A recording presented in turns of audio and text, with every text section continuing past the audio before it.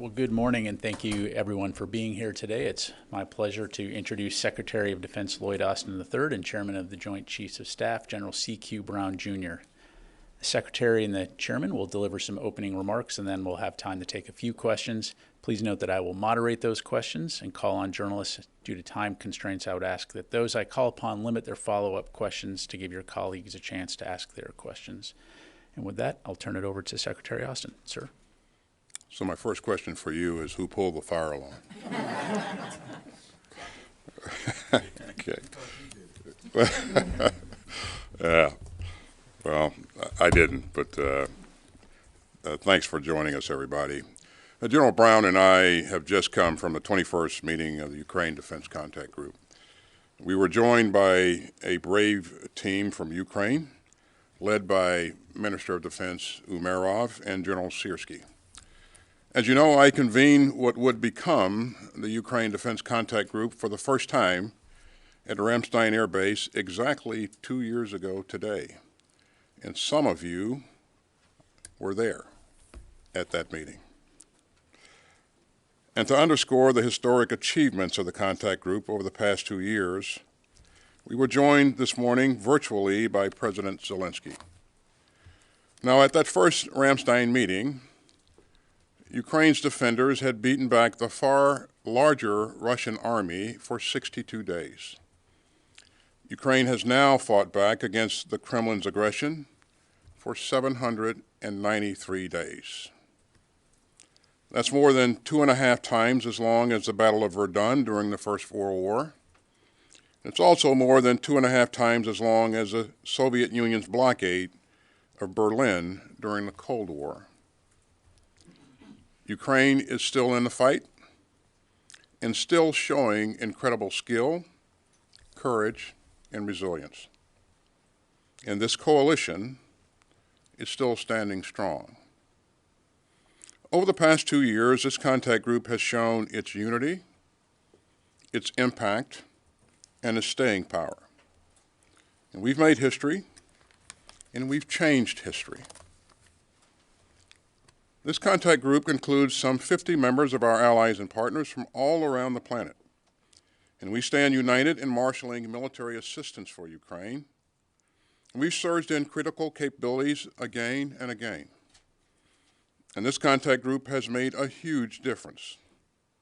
Contact group members have committed more than $95 billion in security assistance to Ukraine. And I'm very proud of America's leadership and contributions. And I'm glad that President Biden could sign into law additional life-saving assistance for Ukraine, as well as more funding for Israel, Taiwan, and our defense industrial base. And that will let the United States move out immediately to send Ukraine critical air defense capabilities and artillery and armor, and from our military stocks, as President Biden announced on Wednesday. I'm also pleased to announce today an additional commitment of $6 billion through our Ukraine Security Assistance Initiative. That will allow us to procure new capabilities for Ukraine from U.S. industry. This is the largest security assistance package that we've committed to date. It will include critical interceptors for Ukraine's Patriot and NASAMS air defense systems, more counter-drone systems and support equipment, significant amounts of artillery ammunition and air-to-ground munitions, and maintenance and sustainment support. And so the announcements this week underscore America's enduring commitment to Ukraine's defense. I'm also proud of all the capabilities that our allies and partners have provided to Ukraine. Our contact group partners have contributed most of the counter-UAS systems provided to Ukraine, and most of the 155 millimeter artillery systems, most of the tanks, most of the armored personnel carriers, most of the infantry fighting vehicles, and more. And throughout Putin's war of choice, these contributions have been crucial, and they've saved countless Ukrainian lives. So 2 years later, this contact group stands strong. and this coalition stands together. And we will not falter, we will not flinch, and we will not fail. Together we'll continue to work on two tracks: rushing Ukraine the capabilities to meet its urgent battlefield needs, and helping Ukraine to build the future force to stave off and deter Russian aggression over the longer term. On that first track, we pushed especially hard today to rush in more air defense systems and interceptors. And on the second, this contact group is working with Ukraine to help it move forward, help it move toward a robust, efficient, and self-reliant defense industry. Now, much of this work is taking place in the contact group's new capability coalitions. These coalitions are looking for ways to further strengthen Ukraine's capabilities. And they're identifying where and how to boost Ukraine's capabilities in such areas as air defense, air power, artillery, maritime security, armor, information technology, demining, and UAVs. I'm grateful to all the countries heading up the 8 capability coalitions that are now up and running. Now, when this contact group first met at Ramstein, I said that Putin never imagined that the world would rally behind Ukraine so swiftly and surely. And I said that this coalition reflects a galvanized world. It still does. And the nations of goodwill that gather today understand what's at stake for Ukraine, for Europe, for the United States, and for the world. The outcome in Ukraine will determine the trajectory of our times. If Putin prevails in Ukraine, the security consequences would be grave and global. Europe would face a security threat that it hasn't seen in our lifetimes. As President Biden has noted, Russia will not stop in Ukraine. If Kremlin gets its way, if Putin's war of imperial aggression succeeds, every tyrant on earth will take note. So we've got a rare chance to shape the kind of world that our children and grandchildren live in. Putin's war is a frontal assault on the very idea of an open world of rules, rights, and responsibilities. And over the long haul, the cost of standing firm would be dwarfed by the price of caving in. As we saw again today, that's clear to this extraordinary contact group and to our galvanized world.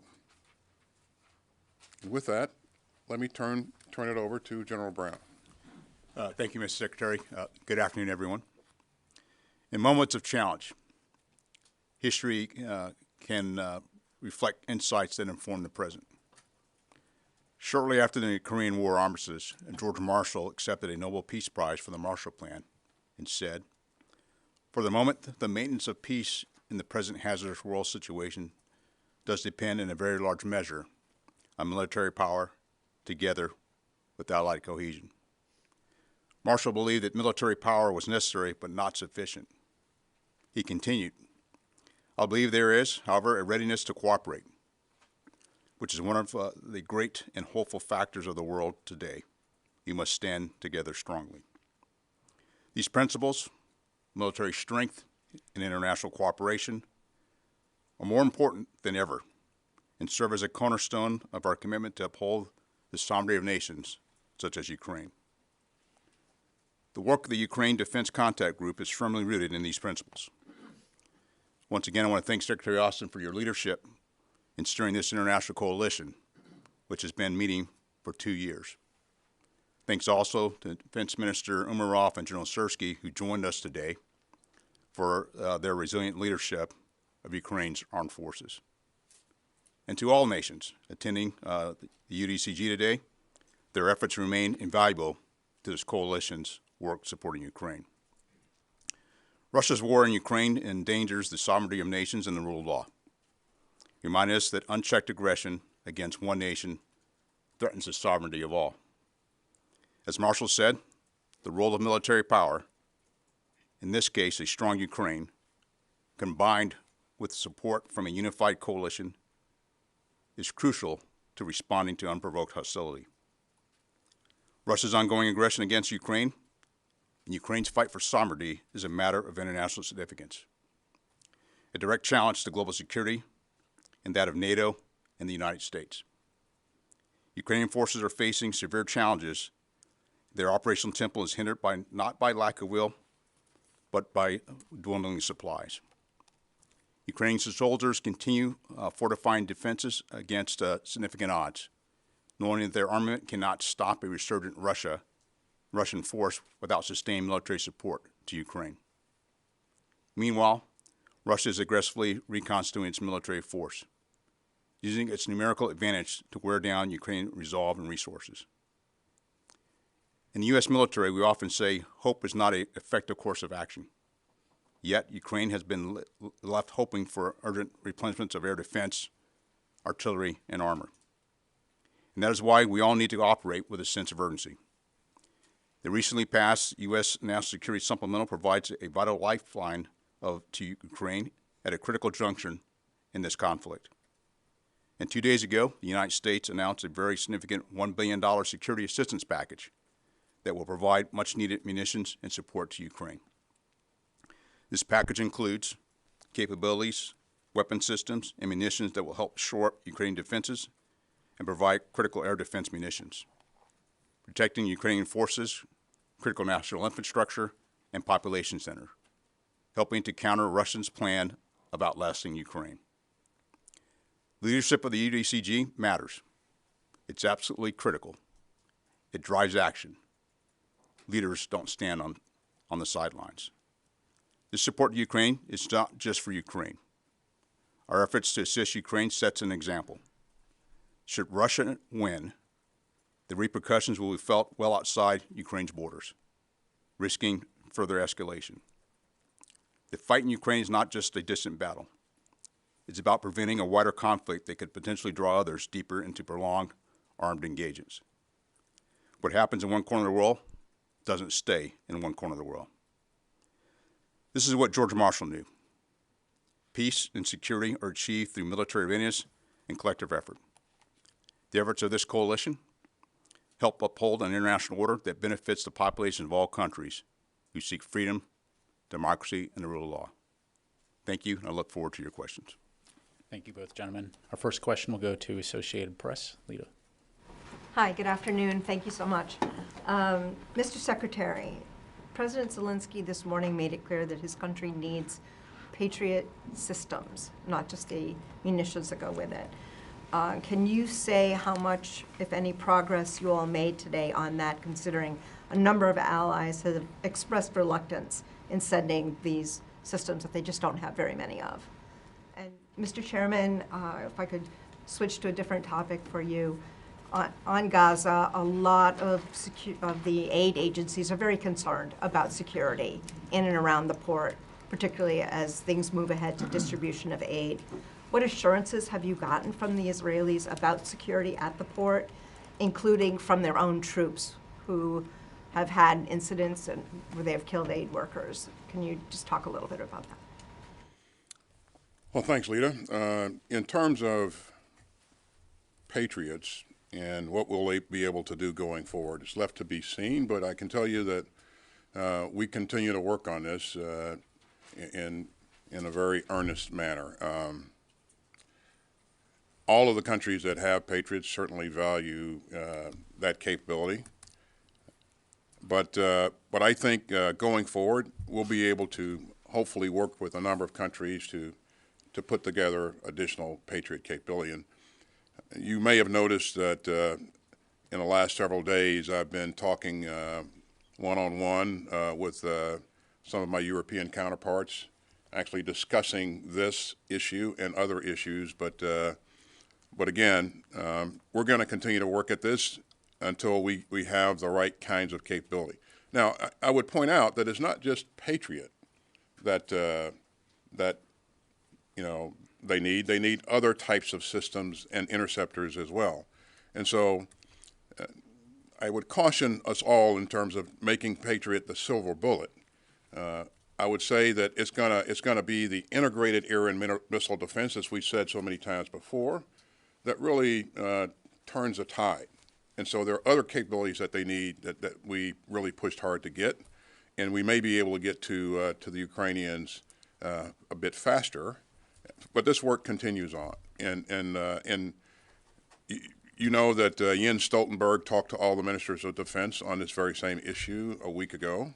And in addition to the point-to-point work that I'm doing with my colleagues, we'll continue to emphasize that that countries are going to have to, we're going to ask them to accept a little bit more risk so that we can do what's necessary in Ukraine. I appreciate the question. And one of the areas that as we've been focused on as we move down the path of bringing our joint logistics over the shore and build the port on the beaches of Gaza there is not only the security of the port itself, the security of our forces, but also the security of the distribution and also the aid workers. And a couple things that we've done is engaged not only with our Israeli counterparts, but also with some of the aid agencies as well. And so as I've engaged with my counterpart, we've talked specifically about security for the port area as well as the distribution.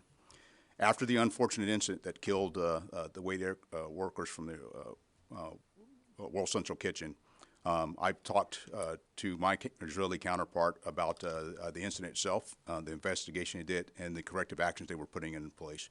And that was been part of the discussion between, as United States Central Command leadership has been engaging with the various agencies that will help with the distribution to provide them the confidence that we've worked closely with the Israelis to provide for their protection and ensure that they have the procedures in place so you don't have an incident that very similar to what occurred previously. Mr. Secretary, some critics say the U.S. strategy in Ukraine has been to give Ukraine enough assistance not to lose, but not enough to win, for fear of provoking Russia because Russia is a nuclear power. Will there be any restrictions on the new weapons that are being sent, the ATACMS and others, where they can be used, where they cannot be used? And what would you say to Republicans who voted against aid to Ukraine, who say that you don't have a strategy? What is your strategy? Thanks, Jen. We said from the very beginning, you heard the President say that our goal is to see a democratic, independent, and sovereign Ukraine that has the capability to defend itself and deter aggression going forward. And so you see us working towards that end with not only the capability that we're providing Ukraine in the current battle, but the kinds of things that we're building, helping Ukraine build for the future, pointing back to the capability coalitions. So in terms of what Ukraine needs on a day-to-day basis, as you know, I talk to Minister Umerov every week, and we talk about what his requirements are, what's most needed, what's most critical, and when, in days gone by, when others were talking about different types of systems, we were focused on providing Ukraine adequate air defense capabilities. And we've seen how important that was over time, and it will continue to be important going forward. And without that focus, without that kind of capability, Ukraine would be in much worse shape because of the capability that's resident in the Russian air forces. So I would caution anyone in saying that, in believing that one type of system is going to be a silver bullet. It's going to be a combination of a number of systems. It's going to be dependent upon whether or not Ukraine can effectively employ these systems and sustain those systems, and whether or not Ukraine can mobilize an adequate number of troops to replenish its ranks. And so we continue to work on all those things simultaneously, and we really want Ukraine to be successful. We've invested a lot. This is really important, not just for Ukraine, but for the world, and for all the reasons that you heard me talk about in my opener. So. And General Brown, can Ukraine win? Well, the key part here is to make sure Ukraine can defend itself. And as the Secretary highlighted, and I've talked about here recently, is that unchecked aggression leads to more aggression. And so this is why it is so important for us to put Ukraine in a place that it can defend itself, and that we don't have this broaden to a much wider conflict. And when I think about how World War II started, or previous world wars, this is why this is so important that we have Ukraine Defense Contact Group and all the nations around the world that are focused on ensuring Ukraine is successful. And Ukraine can be successful if it has the right amount of security assistance. So we are all very grateful for Congress passing the supplemental. And again, if you think about what Russia intended to do early on, what its strategic objectives were, and the fact that it failed to achieve any strategic objectives, and 2 years later, 793 days later, Ukraine is still fighting and still holding its ground. And that's quite remarkable. And it's holding that ground even in the face of a question as to whether or not we were going to continue to support them. That question is off the table now. And that has reassured the Ukrainians, but also it's reassured our allies and partners around the globe as well. So. Let's go to Washington Post. Dan Lamont. Mr. Secretary, thanks for your time today. National Security Advisor Sullivan raised the concern this week about there being a catch-up period in terms of getting interceptors and some of this new aid to Ukraine. Can you speak to, I guess, the vulnerabilities, the concerns that we're in this particularly sensitive time? And then, Mr. Chairman, there's reporting out this week suggesting that Ukraine has had to pull the Abrams tanks that the United States sent, in part due to concerns about the FPV drone threat. Can you confirm if that's true and put it into, I guess, a larger context of what it means in the battlefield? Thanks for the question. I would say that the commitment that the United States has made is material. It's real. It's substantial. And we're going to do everything we can to get that security assistance to the Ukrainians as quickly as possible. You heard us talk about, you heard General Ryder mention a couple of days ago that we had done some things to pre-position stocks in Europe so that we could buy down the amount of time that it took to get certain types of things into the hands of the Ukrainian. But even with that, this is not instantaneous. It's going to take some time to get things in the country, and then, most importantly, distributed to the point of need. But if you consider the fact that even without that, the Ukrainians were able to hold their own for a period of time, with this capability, we expect that they'll be able to do a lot better. And as I may have indicated earlier, they are doing some additional things to mobilize additional troops, to replenish their ranks, and I think all of those things are going to come together to put them in a much better place. But it will take a little time.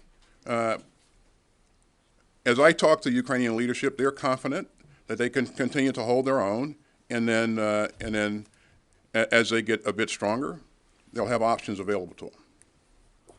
Dan, I appreciate the question. I'll defer to the Ukrainians on how they use their Abrams. But I will highlight the use of first-person view drones by both sides and the innovation that has occurred in this conflict with that capability. And there's something that I think we can all learn from how we're able to adapt in conflict, and that the character war using various weapon systems through innovation. And this is why, as an Air Force Chief of Staff and as a Chairman, I have been very focused about how we bring innovation and how we move much more quickly to ensure we can adapt in any type of battlefield environment. And you're watching that happen in the battle there in Ukraine. Let's go to Tony Bloomberg. A couple questions. One on the $6 billion USIA commitment. Can you flesh that out a little bit? What types of systems are you talking about? And we're talking about years now, not signed contracts going out today. Is that accurate? And for the Chairman, a reality check on the package that went out the other day, what will it roughly allow Ukraine to do? Will it allow them to start a mini offensive, or is it more to become more on parity with the Russians now in terms of 155s cluster munitions that you're sending, more defense versus offense? Thanks, Tony. In terms of how long it will take to deliver the capability that we're investing in with the USAI funds, it depends. It depends on the type of system.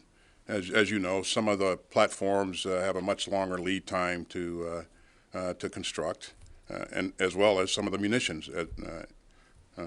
So it depends.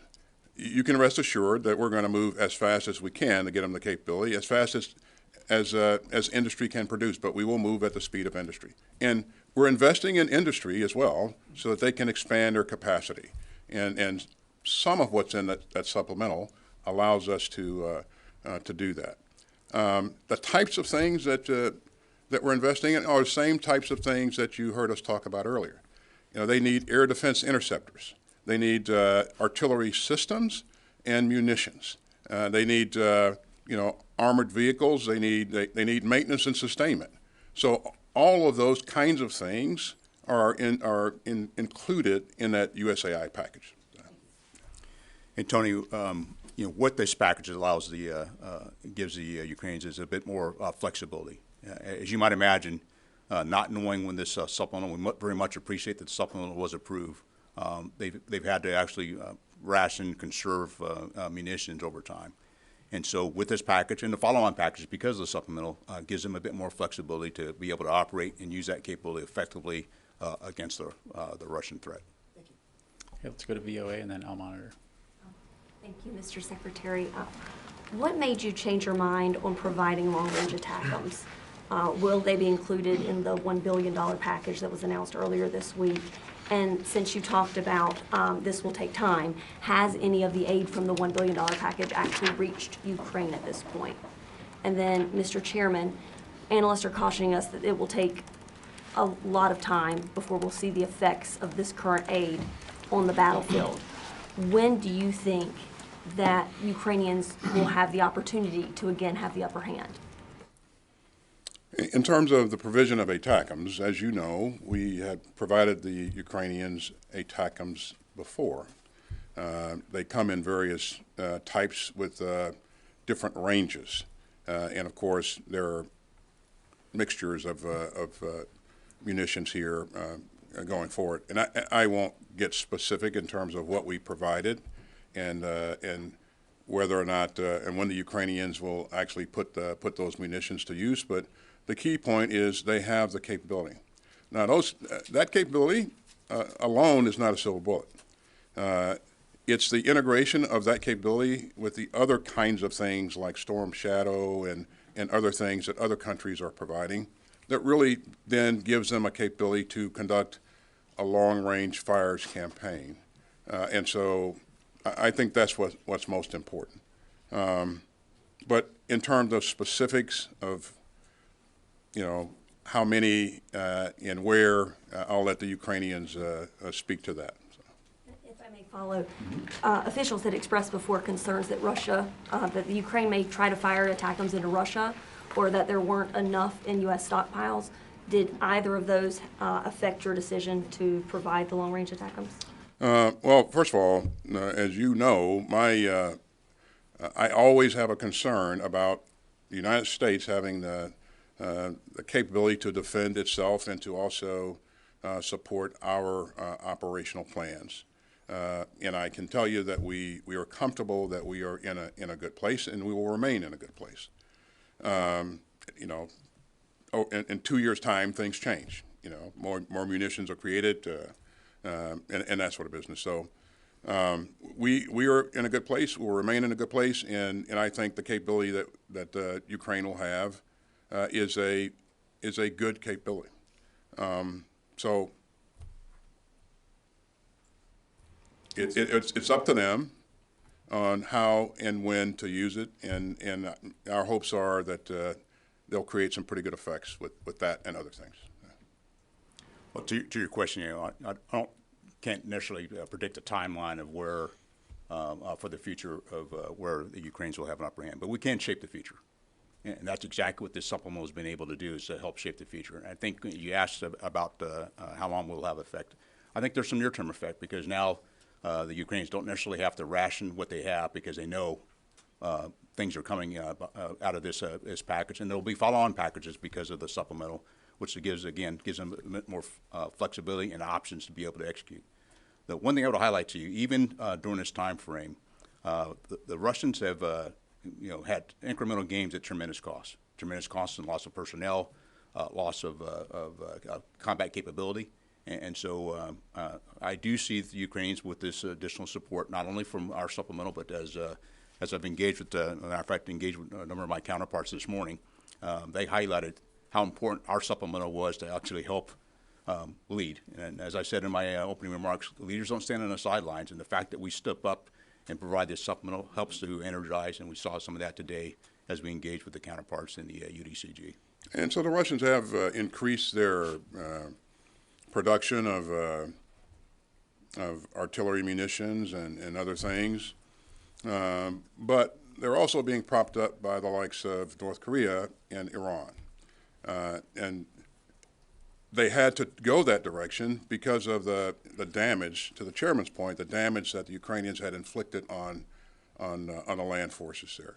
So I think, with the capabilities, the resources that will be provided, hopefully Ukraine will have the ability to not only hold its own, but regenerate additional capability and then create options for itself going forward. We have time for just a few more. We'll go to L Monitor and then CNN. Thank you, gentlemen. Two questions. One on Iran's April 14th attack against Israel. I'm wondering if you could share some takeaways. What has the department learned operationally, and what does this attack say about Israel's qualitative military edge in relation to Iran's capabilities? Secondly, on the Gaza humanitarian pier operation, how confident are you in this integrated security plan with the Israeli military, and do you have any concerns that close proximity of the IDF to onshore logistics may draw Hamas fire and potentially put aid workers at risk? Thanks. I'll take the first question and give the chairman a chance to swing at the second question, unless if you don't want to, Chairman, I'll take the second one as well. But he wants to, I can tell. What have we learned? Well, a lot of things have been learned. I think the Israelis were fairly confident going into this that they had the means and the technology to defend themselves. And I think what we saw kind of proved that. There were in excess of 100 ballistic missiles fired at Israel. Only a couple got through. What we saw was a significant display of combined cooperation between partners and allies to work together to make that a bit easier, to make it a bit easier for Israel to defend itself. And all of that came together about like we thought it would because of the fact that we trained together, we rehearsed on various things together with allies and partners, and I think what you saw was a result of that. Now, what the Iranians learned, I'm not really sure, but what they should learn is that, first of all, their systems don't work as advertised. That they employed a lot of munitions with the intent on creating significant damage in Israel, and none of that worked. So that should give them pause, and they should be questioning the effectiveness of their weapon systems and their planning, and I'm sure that some of that's probably going on right now. If not, it should be. So hopefully they don't walk away from this overconfident that they can do this at will, because I think Israel has demonstrated that it has a significant ability to defend itself. Mr. Secretary, I appreciate you deferring the second question to me, but anytime I can help, Chairman. No, but even for the first question, I would just before I get to the second question, I'm very confident and proud of our joint force and what they were able to do with our allies and partners to be able to do what they did on that night. And thinking about one of the fighter squadrons showed up like a day prior and they were right in the middle of the fight. And that says something to our level of training, our level of capability, and then be able to do that as part of a joint team like that in a coalition. And having done integrated air and missile defense, pretty much involved in it as a one-star, and having been the air component commander there, I kind of know what they went through. And again, I couldn't be prouder of them. On the second question on with the Israelis and the support for the pier, we are taking our force protection for the pier itself, but also the distribution area very seriously. And what the Israelis are doing, they're building basically a buffer zone or a bubble out around the distribution area in the pier to keep the threat away from our forces, and to allow not just from our forces but also from the distribution of the aid, because as you might imagine, we'll have contract trucks and the like, and the aid agencies that need to be protected as well. Because if that's not protected, then it interrupts the distribution of aid that's so important to the citizens of Gaza. I am. Okay. Final question will go to CNN. Thank you. I have one on Ukraine and one on Africa. So Russia's war machine is in full gear. As Chairman Brown said, it is aggressively reconstituting its military. And General Kaboli, European Command, said that Russia has, quote, grown back to what they were before they invaded in 2022, and they're quickly replenishing their ground forces as well. So my question is, why has Russia been able to reconstitute so effectively? And are the U.S. and its allies going to be able to keep up and surpass Russia's defense industrial capacity so that Ukraine doesn't fall behind? And then I have a second on Africa for the chairman. Yeah, so great question. Yeah, I think I touched upon this a bit earlier when I said that Russia has ramped up its production. All of their defense industry really answers directly to the state, so it's it's easier for them to do that a bit quicker. But the reason that they're where they are right now is because they've relied on the likes of North Korea and Iran to prop them up. And without that, they'd be in a much worse position. And with that, even with that, you ask whether or not we're going to be able to increase production in a way that not only enables Ukraine, but also allows us to replenish our inventories across the board. And my answer is yes. We have been focused on expanding the capacity of the industrial base for some time. What's in that supplemental, as I said earlier, there are monies in that supplemental that enable us to do that.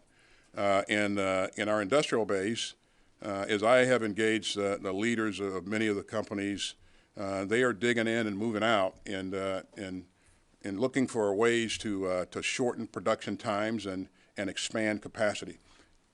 Unfortunately, none of that's instantaneous. But when the United States is faced with a challenge, we will rise to meet that challenge. We always have, and we always will. And Chairman Brown, the U.S. is preparing to fully withdraw troops from Niger, and Special Operations Forces, according to reports, will be withdrawn from Chad as well. So how will these withdrawals affect the U.S.'s counterterrorism operations there? And more broadly, is the U.S. losing to China and Russia on the continent? Well, one of the areas that we're focused on is to continue our CT operations and continue our influence and work with many of the African nations that are on the continent. And so as we are working through and adjusting, this is a conversation I've had with General Langley on how we can still continue to do our counterterrorism at the same time into our influence and work with the various nations within the region. And so it's important that we stay engaged, and that's what we're doing. And as we have to shift, as we work with the various countries, as the Secretary has told me several times, we've got to have willing partners in certain areas to make sure we are able to execute, and that's something that AFRICOM is working through as we adjust. And we've proven that we can do counterterrorism any place in the world. We have the capability to strike and hold any target at risk anywhere in the world. And again, that's why I'm so proud of our military and our capability. Do we have to adjust sometimes based on the dynamics? Yes, we do. But that's the capability we have for our force to be able to adjust. And on the broader question of influence, losing it to China and Russia? Well, I mean, this is part of the conversation we've had. You know, it's about it's CT, but at the same time, our influence as we work with the various nations. And I think one of the things that I find is I've engaged not just in Africa but around the world, how much U.S. leadership is valued. And some of our adversaries will do things financially, but do not have that long-term relationship with shared values, shared objectives that we have with many of our partners around the world.